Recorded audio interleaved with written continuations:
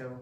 मैं डॉक्टर लोकेश शाह एक बार फिर से नए वीडियो के साथ। हमारा पिछला वीडियो हमने देखा सांख्यिकी में सीरीज C10 जो कि प्रतिगमन विश्लेषण में हमने प्रारंभ किया था, उसका पहला वीडियो हमने देखा और आज हम उसी को कंटिन्यू करते हुए देख रहे हैं प्रतिगमन समीकरण। इससे पहले हमने देखा प्रतिगमन होता क्या है, प्रतिगमन की रेखाएं क्या होती हैं, है ना। आज हम ले रहे हैं प्रतिगमन समीकरण। प्रतिगमन समीकरण क्या होते हैं? दो होते हैं।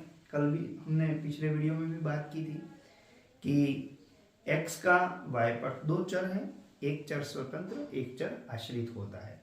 दो स्थितियां भी हो सकती हैं। कब एक बार x अगर स्वतंत्र चर है तो y आश्रित है, y स्वतंत्र है तो x आश्रित है। तो दो चर हैं तो दो समीकरण होते हैं। एक तो है x का y पर प्रतिगमन और दूसरा है y का x पर प्रतिगमन। यहाँ पर थोड़ा सा कंफ्यूजन हमको इस चैप्टर में ये रहता है कि किस समीकरण का प्रयोग या किस सूत्र का प्रयोग हमें कब करना होता है। ये गिवन इंफॉर्मेशन पे डिपेंड करता है, क्या सूचनाएं दी हुई हैं उस पर डिपेंड करेगा कि हम कौन सा फार्मूला लेंगे। आज हमने सारे फार्मूले एक प्लेटफॉर्म पे एक साथ रखे हैं कि हम कौन सा कब यूज करेंगे। ये हमने पिछले वीडियो में पढ़ा, x का y पर हो तो x equal to b plus y, x left रहेगा y राइट रहेगा। इसका मतलब x आश्रित हो गया, y स्वतंत्र है। इसी प्रकार y का x पर ज्ञात करना हो तो y पहले आ जाएगा, y equal to a plus b x, ठीक है ना। यहाँ पर x स्वतंत्र चर है और y जो है वो आश्रित चर है। ये जरूर ध्यान रखना कि यदि हमें x का मूल्य ज्ञात करना है तो x का y पर प्रतिगमन लेंगे, ये समीकरण लेंगे, और यदि हमें y का मूल्य ज्ञात करना है तो y equal to a plus b x, ये वाला समीकरण काम में लेंगे। जो चर हमें ज्ञात करना है वो आश्रित चर कहलाता है और वो हमेशा लेफ्ट में रहना चाहिए। एक इक्वेशन तो ये है, इसको भी हम प्रतिगमन समीकरण कहते हैं। एक और रूप देखते हैं इसका।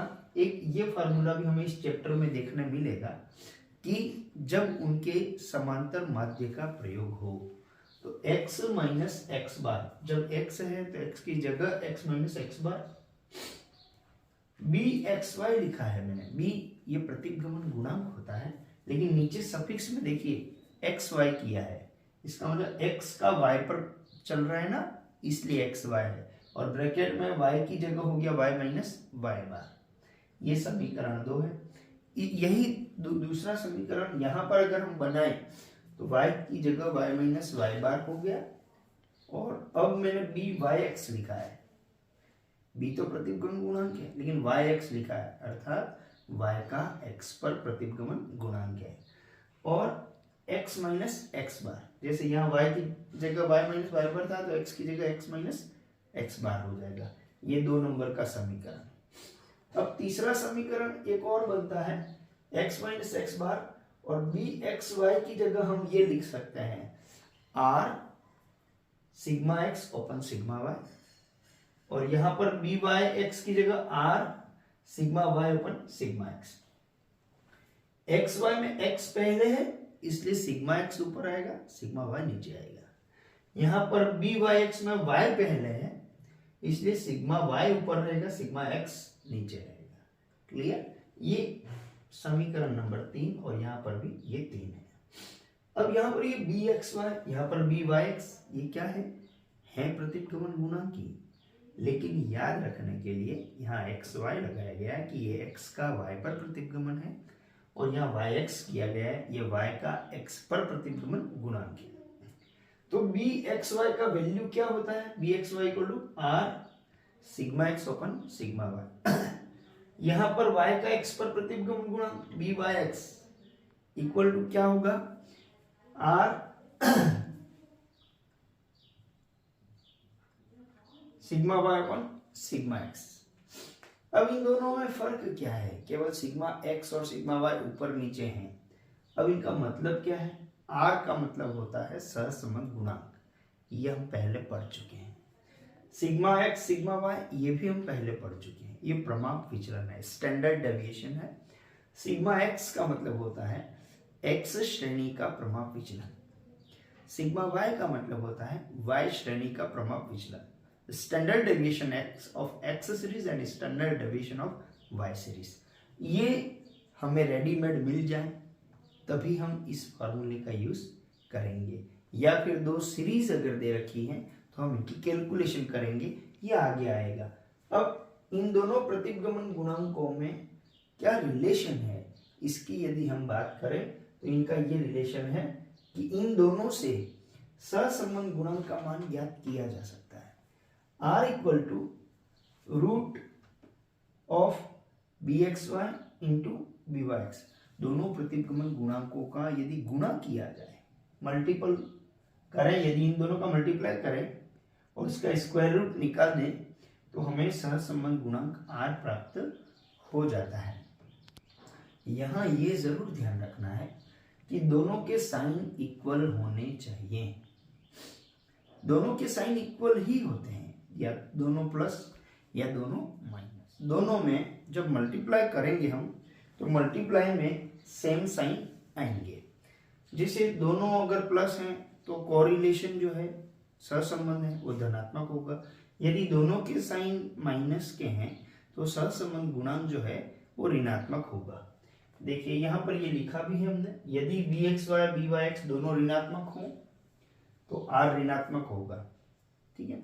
वैसे ही वो तो मल्टीप्लाई करेंगे तो साइन तो प्लस का हो जाएगा, और रूट के अंदर कभी माइनस का साइन होता नहीं है, नहीं तो वो इमेजिनरी हो जाता है। अब यहाँ पर आर ऋणात्मक हो जाएगा, अगर दोनों प्लस हैं तो आर धनात्मक हो जाएगा। फिर दोनों का जो गुणा है उनका गुणनफल एक से ज्यादा नहीं होना चाहिए। यदि ये दोनों में से कोई एक का वैल्यू एक से ज्यादा है तो दूसरे का एक से कम होना चाहिए। क्यों? ताकि दोनों का गुणनफल जो है वो एक से अधिक नहीं होना चाहिए। क्यों नहीं होना चाहिए? क्योंकि यदि दोनों का गुणनफल एक से ज्यादा होगा तो उसका स्क्वायर रूट निकालेंगे, वो भी मोर देन 1 होगा, और कोरिलेशन कोफिशिएंट जो है सहसंबंध गुणांक, उसका मूल्य कभी भी एक से ज्यादा नहीं हो सकता। कभी ऐसा क्वेश्चन भी आ जाए कि बी एक्स वाई ये है, बी वाई एक्स इतना है, तो सहसंबंध गुणांक का निर्वचन कीजिए, तो संभव नहीं है। ये हमें ध्यान रखना है कि रूट निकालने की बात तो दूर है, उससे पहले ही यदि दोनों का गुणनफल एक से अधिक आएगा तो सहसंबंध को शो नहीं करता है, वो है ना, एक से कम होना चाहिए या एक के बराबर होना चाहिए। अब यहाँ पर हम बात करते हैं आर का मान का वी एक्स, ये हमने बात कर ली। बी एक्स और बी वाई एक्स के चिन्ह एक समान होंगे, ये भी हमने बात कर ली।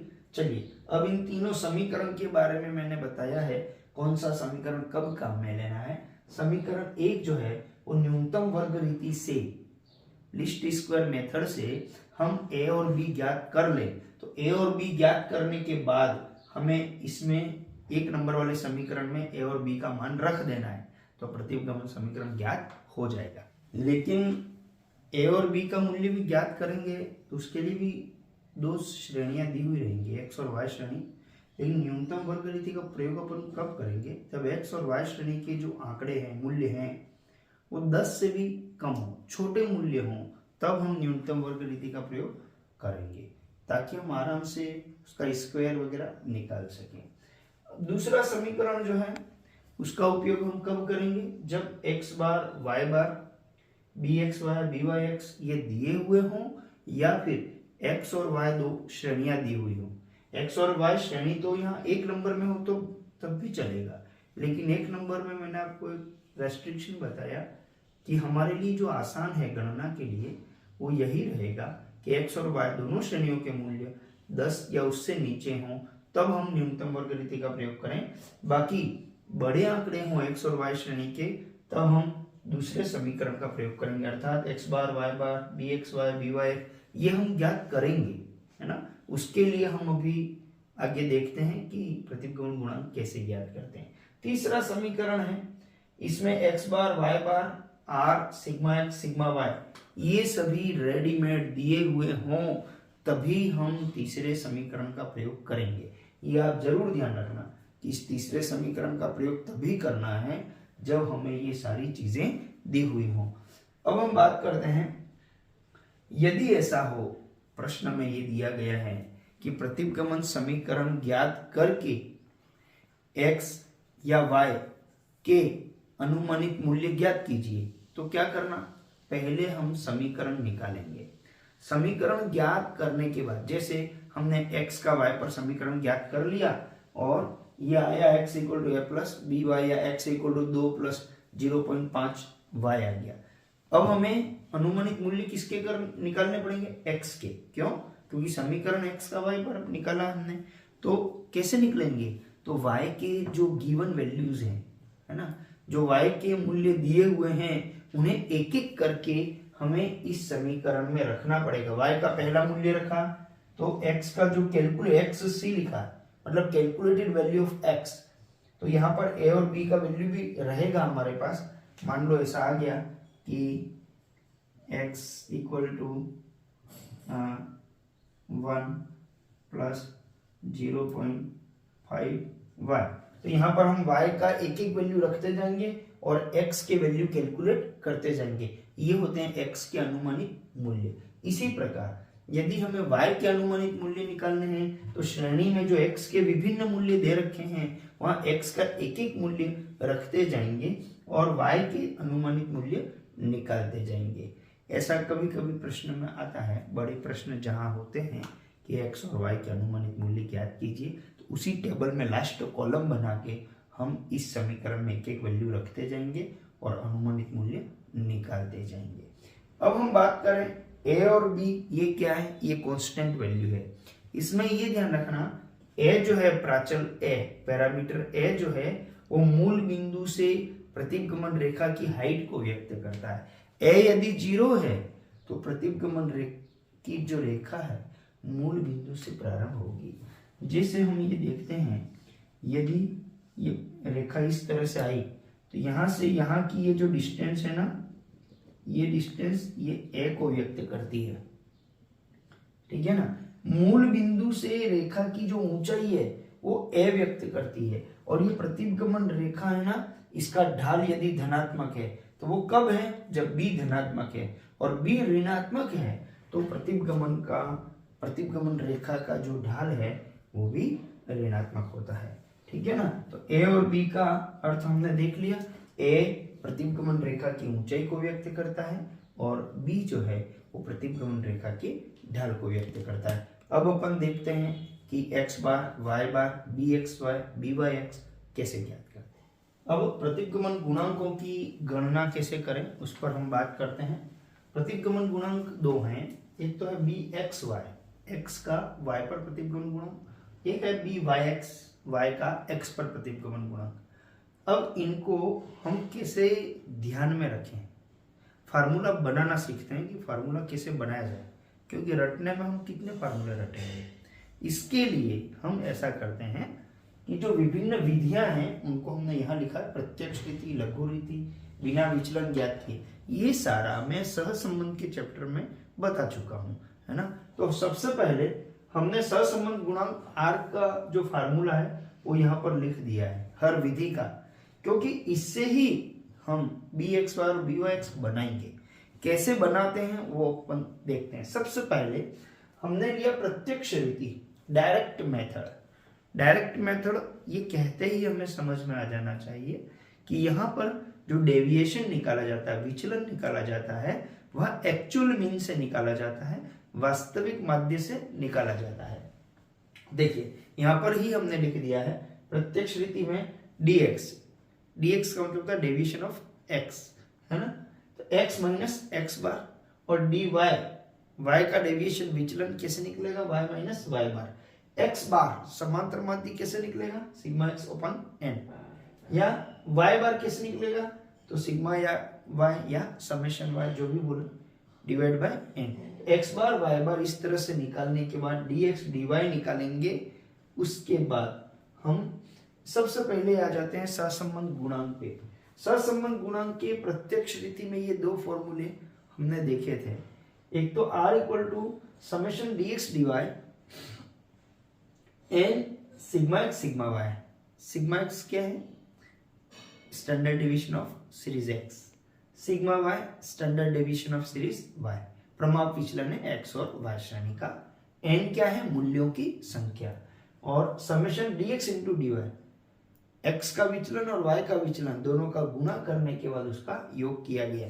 अगर ये फार्मूला है, ये हम कब काम में लेते हैं? जब n sigma sigma y summation dx dy ये सारी चीजें दी हुई हों, तब हम r का ये फार्मूला अप्लाई करते हैं। अगर ये चीजें दी हुई हैं तो bxy और byx बनाना है हमको। कैसे बनाएंगे? तो एक थोड़ा सा अपन तरीका ये ध्यान रखें कि जब हम r से ये फार्मूले बनाते हैं तो ऊपर की वैल्यू एज इट इज रहती है दोनों में, और नीचे वाली वैल्यू में क्या करना है, यदि हम x का y पर बना रहे हैं तो x को गायब कर दो, और y का x पर बना रहे हैं तो y को गायब कर दो, और इसके नीचे अगर रूट है तो रूट हट जाता है। रूट हटने का मतलब है कि उसका स्क्वायर होता है। अब यहाँ रूट है नहीं तो हमें स्क्वायर लिखना पड़ेगा। अब देखिए, सबसे पहले bxy x का y पर निकाल रहे हैं, इस फार्मूले से बनाना है। मैंने कहा ऊपर वाली वैल्यू एज इट इज, ये ऊपर वाली वैल्यू एज इट इज, यहाँ पर byx में भी ऊपर वाली वैल्यू एज इट इज, केवल नीचे वाली वैल्यू को अपन चेंज करते हैं। तो मैंने इसमें क्या बताया कि x का y पर है तो x टर्म को गायब करो, x टर्म कीजिए नहीं तो सिग्मा x गायब कर दो, बचा क्या? n और सिग्मा y। n तो एज इट इज रहेगा, लेकिन जो सिग्मा y है उसका स्क्वायर हो जाएगा। ये तो एक याद करने का तरीका बता रहा हूँ, है ना। एक टेक्निक से अपन फार्मूले बना सकते हैं, बाकी ये तो हम प्रूव करेंगे तो भी आएगा यही। n तो एज इट इज रहा और सिग्मा x को गायब कर दिया और सिग्मा y का स्क्वायर कर दिया। स्क्वायर क्यों कर दिया? क्योंकि जब हम ये बनाते हैं तो रूट हटाते हैं।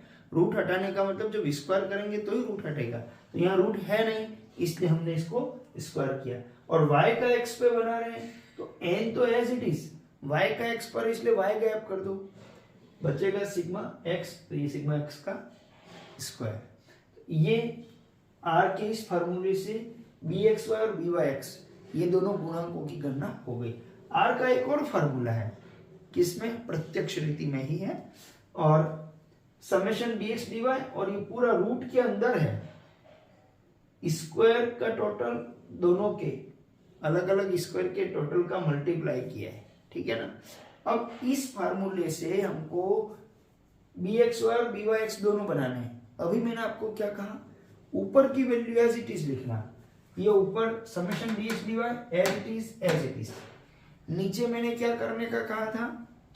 x का y पर है तो x को गायब करना है, तो यहाँ x का क्या है? ये समेशन d स्क्वायर x, इसको गायब करना है। फिर जो बचे उसके रूट हटाना है, मतलब स्क्वायर करना है, तो ये बचा है इसका रूट हट जाएगा, ये as it is summation d square y। यहाँ पे क्या करना? byx y का x पर है ना, y को गायब कर दो, यहाँ पर y का ये समेशन d स्क्वायर y है, इसको गायब कर देते हैं, बचा ये रूट के अंदर है तो रूट हट जाएगा, ये रूट हट गया, ठीक है ना। ये r से ये दोनों फार्मूले बन गए। ये हमारा पूरा जो है ये प्रत्यक्ष रीति का है, जिसमें विचलन जो निकाला गया dx dy वो वास्तविक माध्य एक्चुअल मीन से x बार और y बार से निकाला गया। अब हम लेते हैं लघु रीति, शॉर्ट मेथड या कल्पित माध्य रीति, एज्यूम्ड मीन मेथड भी बोलते हैं। एज्यूम्ड मीन मेथड का मतलब क्या होता है कि जो विचलन निकाला जाता है, डेविएशन निकाला जाता है, वो एक्चुअल मीन से नहीं निकलता है, x बार y बार से नहीं निकलता है, a से निकलता है, x माइनस a और y माइनस a। अब केवल हमें याद रखने के लिए हम a के साथ सफिक्स में x और a के साथ सफिक्स में y लगा देते हैं, ताकि ध्यान रहे ये x श्रेणी का कल्पित माध्य है, ये y श्रेणी का कल्पित माध्य है। क्लियर हो गया ना। शॉर्टकट मेथड में dx dy एज्यूम्ड मीन से ही निकलते हैं, इसीलिए इसका नाम शॉर्टकट मेथड है। अब इसमें सबसे पहले हम r का फार्मूला देख लेते हैं, सहसंबंध गुणांक का। ये हमने पिछले वीडियोस में देख लिया है, r equal to n summation dx dy minus summation dx into summation dy, ठीक है। तो ये ऊपर की वैल्यू है ना, ये देख लीजिए दोनों में same as it is copy कर दी, ऊपर की वैल्यू हमेशा कॉपी हो जाएगी दोनों में। अब नीचे वाली वैल्यू देखिए, इसका दो रूट का मल्टीप्लाई है, फर्स्ट वाले रूट में पूरा x का है, दूसरे रूट में पूरा y का है, n summation d square x minus summation dx का होल स्क्वायर। ये स्क्वायर का टोटल है और ये टोटल का स्क्वायर है, ये ध्यान रखना।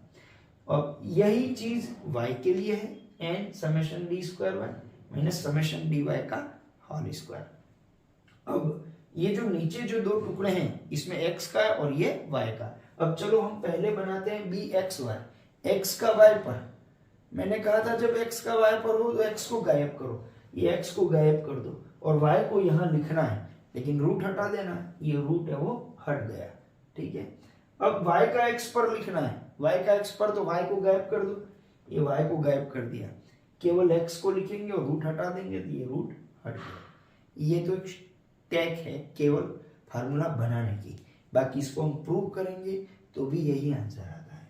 तो ये हो गया शॉर्टकट मेथड में। तीसरा है बिना विचलन ज्ञात किए या मूल समंकों द्वारा ओरिजिनल जो डेटा है उनसे ही करें। मान लो हम डेविएशन dx और dy नहीं निकालें, ऐसा कब संभव है? जब x और y सीरीज के जो डेटा हैं वो छोटे हों, 10 या 15 से भी छोटे हों, तो हम ये डायरेक्ट ओरिजिनल डेटा से हम निकाल लेंगे विदाउट टेकन डेविएशन।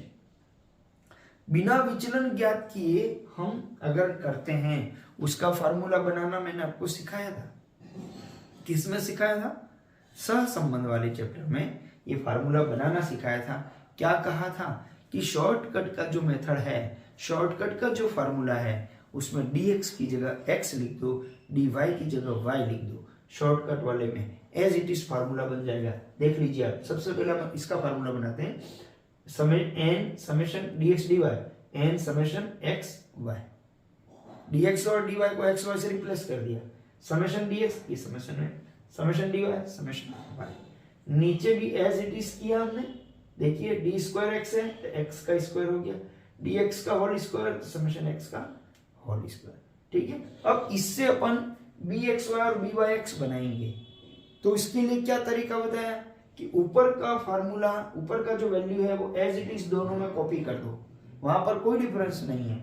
अब x का y पर bxy कर रहे हैं, तो नीचे जो टर्म है x का y पर है तो x को गायब करो, ये x गायब, बचा केवल y रख दिया और उसका रूट हटा दिया क्योंकि उसका स्क्वायर करना पड़ता है। इसी तरह y का x पर है ना, y का x पर है तो y को गायब कर दो और केवल x को यहाँ कॉपी कर दो और उसका रूट हट गया, ठीक है। तो ये dxy और byx बन गया हमारा। तीनों जो मेथड हैं उसमें हमने सहसंबंध गुणांक से ये फार्मूले बनाए हैं। अब यहाँ पर ये जरूर बता दें कि यहाँ x बार और y बार भी तो हमें चाहिएगा, तो जब हम प्रत्यक्ष रीति चला रहे हैं तब तो ये निकल जाएगा समेशन x अपन n समेशन y अपन n, लेकिन लघु रीति से यदि हम करते हैं तो x बार के लिए ax मतलब x श्रेणी का कल्पित माध्य प्लस समेशन dx अपन n, और y बार निकालना है तो y श्रेणी का कल्पित माध्य प्लस समेशन dy अपन n, ये x बार और y बार निकल जाएंगे, ठीक है। और ये गुणांक निकलेंगे। इसके बाद हम इससे रिलेटेड अब सारे क्वेश्चन करेंगे। अभी इस वीडियो में हमने फार्मूला कैसे डिराइव करते हैं, फार्मूला कैसे बनाते हैं, किसके क्या फार्मूले, कौन सा फार्मूला, कौन सा इक्वेशन कब कहाँ यूज करना है, इसके बारे में देखा। अब इनसे रिलेटेड जितने भी न्यूमेरिकल हैं वो हम अगले वीडियो में देखते हैं। आज के लिए इतना ही।